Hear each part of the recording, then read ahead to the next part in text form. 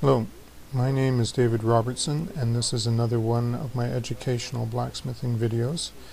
And today I will be talking about how to make a large strap hinge. And you can see it in a moment here. So it's quite a large project. I start with 1/4 by 2 flat bar, and the large piece in my right hand is 1/4 by 4 flat bar. So there's a lot of radiant heat with this. I'll be using the gas forge to produce this, and we'll get started with the strap portion itself.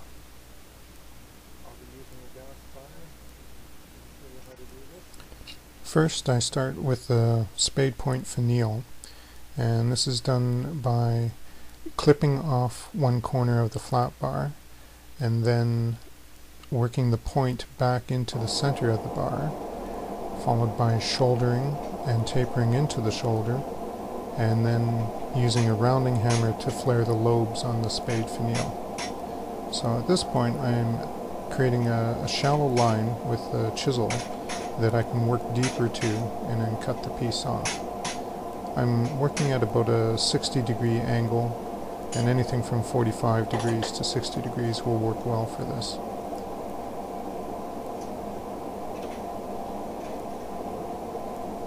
So I've cut most of the way through and break it, and now I'm driving the top corner into the bar, and then I will start stretching the bottom point into the center of the bar, the center of the strap.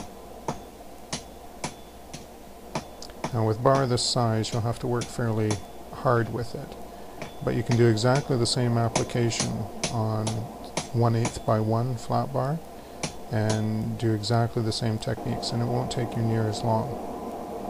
Here I'm creating the shoulder that offsets the spade from the rest of the bar. And I'm using sort of a guillotine shouldering tool, and I'm flipping over top and bottom and driving the notches into the bar. You want to leave about half the material intact. And now tapering it out. I'm using a fairly heavy hammer here. Again, a 1/4 by 2 flat bar is a fair amount of material to move around. There's no reason why you can't do it by hand, but just be aware that you're going to deal a little bit of extra work shaping it. And this particular strap hinge would be suitable for a small barn door, a gate, anything that was fairly heavy you'd be able to get away with. You can see I'm starting to develop the spade point right now, dealing with alignment and getting that set up. So I'm using my heavy hammer to stretch the lobes out. We're working again with 1/4 by 2 at this point, and I'm trying to move the mass out to the edges a little bit. And then I'm going to start working on the taper into the spade point. I'll end up finishing off with the rounding hammer to get the shape, but you can see I'm getting a preliminary shape now. Here I am starting to create the barrel, and I'm using a 3/8 pin on this size of hinge. So my barrel has to go around a 3/8 diameter rod. Now it's just like making a curl over the edge of the anvil. Most of the work is done on the edge, and then I hammer down and shape on the anvil.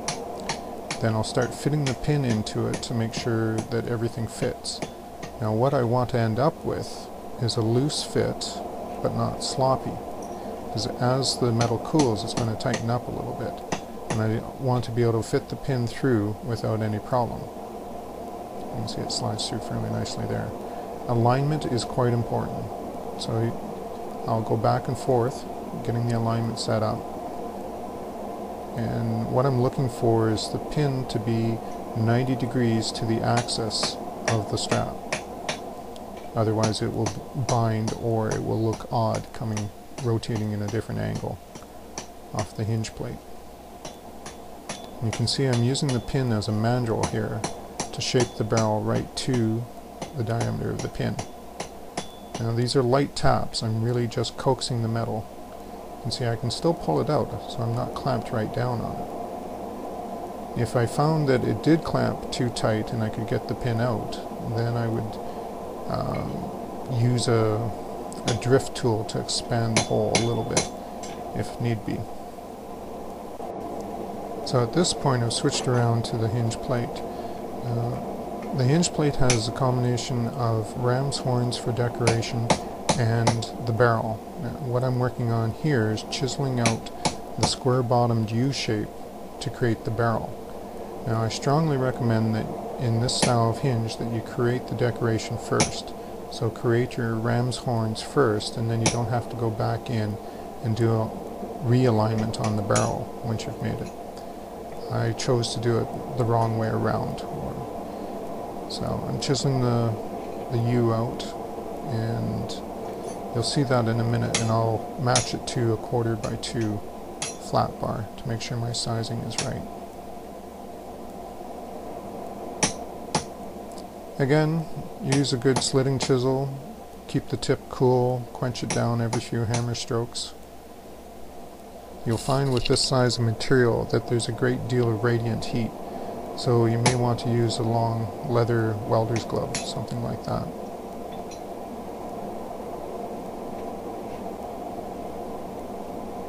You'll find that this is a long process, and you're not limited to doing it with a hot cut. You could use a bandsaw, you could use a plasma cutter, you could use a hacksaw. Any of these ways are possible. So you'll see I'm getting rid of that central piece.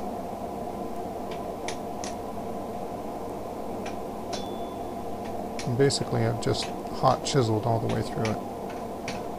It's fighting me a little bit there.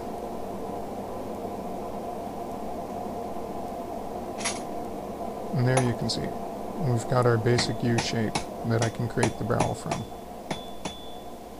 And I'll do the barrel the same way. I'll work over the edge of the anvil, and I will work both sides at the same time so that I've got an even wrap on the pin. Just trying to close that up a little bit.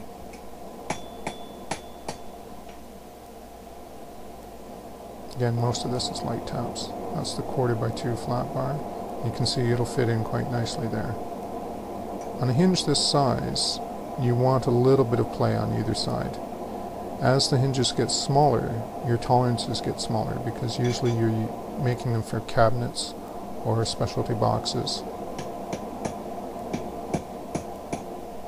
So I'm just curling and tightening up the barrels.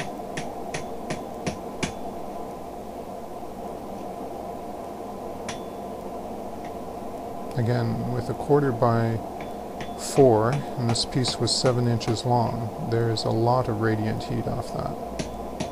So you kind of have to find angles that work the best so that you're not setting yourself on fire or your gloves on fire.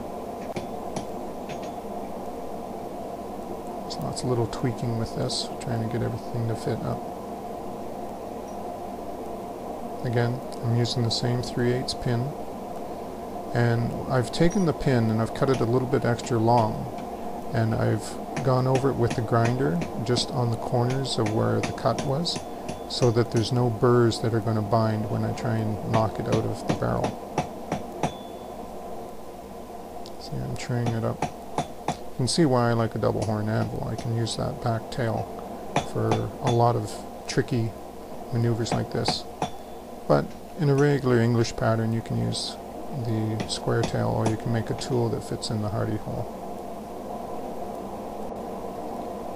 Once I have the two barrels aligned just right, then I'll go and match the strap in.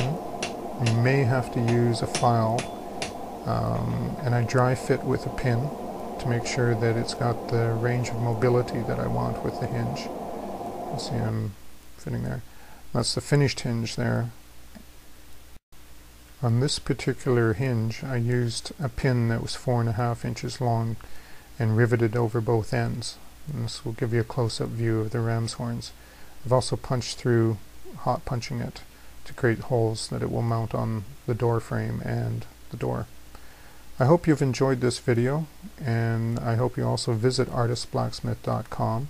There's a lot more information, and you can join a free membership which gives you access to newsletters and articles and other videos such as this one. Thanks again, and hope to see you soon.